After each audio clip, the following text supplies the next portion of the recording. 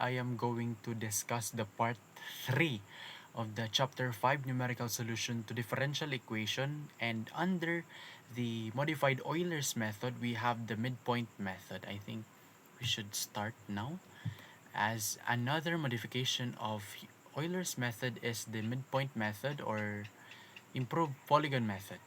Consider that the ODE, or the ordinary differential equation, in the form of dy over dx, and these are the step-by-step solution of this method. So firstly, we solve for the f x of n and y sub n.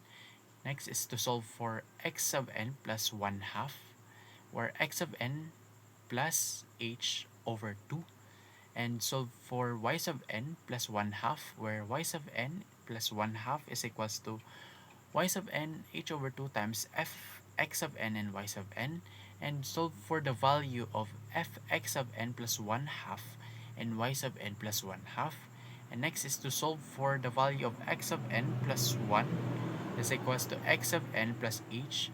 Next is to solve for the value of y sub n plus 1, where y sub n plus 1 is equals to y sub n plus h times the f x sub n of 1 half and y sub n of 1 half, and we repeat the values of 1 to 6 until the required value of x is reached.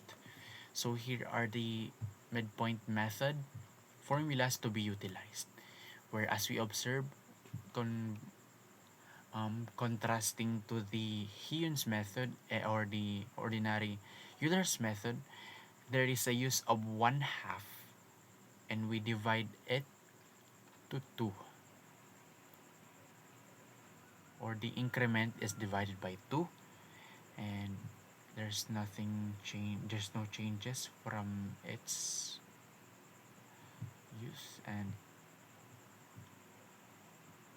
let's move forward in finding a or solving a problem using a method which is the midpoint method. Same problem as earlier, as a civil engineering firm is testing a new smart polymer support column designed to absorb seismic vibration. In a controlled lab environment, the vertical deformation y in millimeter of the new polymer over time x in seconds is modeled by secant x dy minus y plus 1 dx is equals to 0, where initial value of y is equals to 0.5 mm, and we predict the deformation of x at x is equals to 50 seconds, where the increment h is equals to 0.05. And before the material reaches fatigue limit, we predict the deformation at x is equals to 50 seconds. So we take into consideration of finding these three values, where h and the original equation is given in the problem. So first is the h, where the h is the increment or the step size, and it is 0.05. And the original equation is secant x dy minus the quantity of y plus 1 dx is equals to 0. And same as the first two methods, we need to establish and separate dy over dx in order for us to find the value of fx and the y. So upon consideration, we transfer the value of y sub 1 dx in the other side, and we multiplied both the sides by secant x and dx for us to be able to find and conclude the value of y plus 1 times cosine x.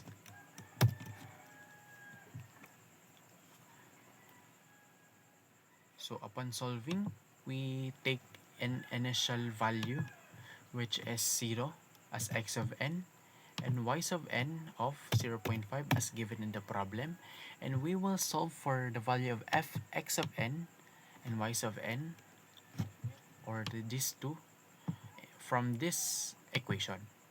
So we equate a formula, and y sub y plus 1 multiplied by cosine, and and the value of x, which is 0. I think that's it. We find the value 1.5, and we solve for the value of xn plus 1 half, where it is equated to the x of n plus plus the increment over 2. And we will put dollars to put consistency from this cell. And upon checking, I think it's the right one. Next is the y sub n plus 1 half. And the equated value of it is y sub n plus h, which is this. We put in parentheses all over 2 and putting a dollar sign into it.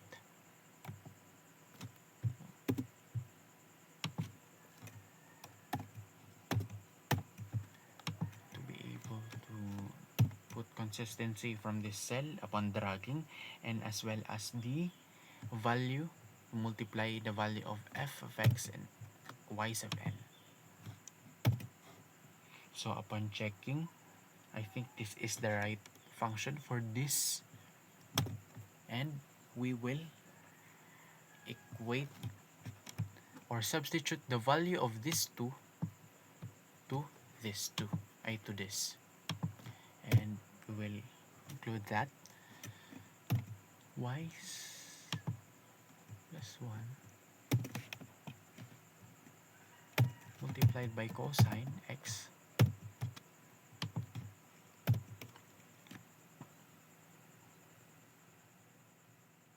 I think this is right naman. And we will find for the value of x of n plus 1, where we will not divide the function by 2 anymore. So we must equate the original x and plus 0.05, and we should not forget to put dollar sign to put consistency in this cell and lock it. And for the value of y sub n plus 1, it is equated to original value of y sub n plus the increment h,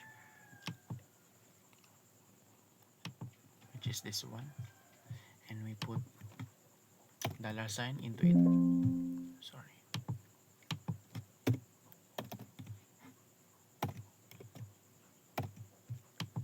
And multiply it by the function of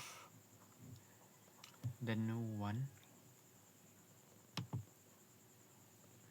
Let's put several parentheses to be safe.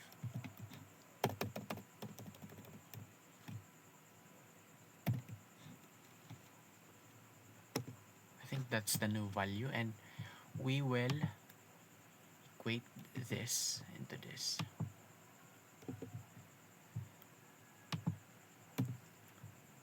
And the y sub 1 from here, and we will just drag it one by one for us to be sure, and check it if the function is right.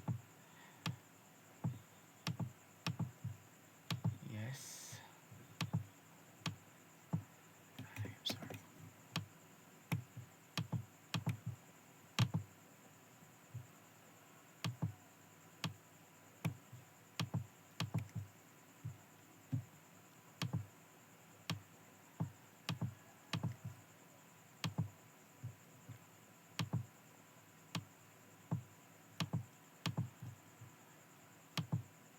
And upon checking, the values are right, and we must highlight this cell and drag it to our desired value, which is the 0.50. So I will highlight here the answer, and we concluded that at 50 or 50 milliseconds or 0.5 seconds, we concluded that the Polymer support column will deform at 0.5 seconds. The deformation would be 1.42 millimeters. And I think that's it for the midpoint method. Thank you for listening.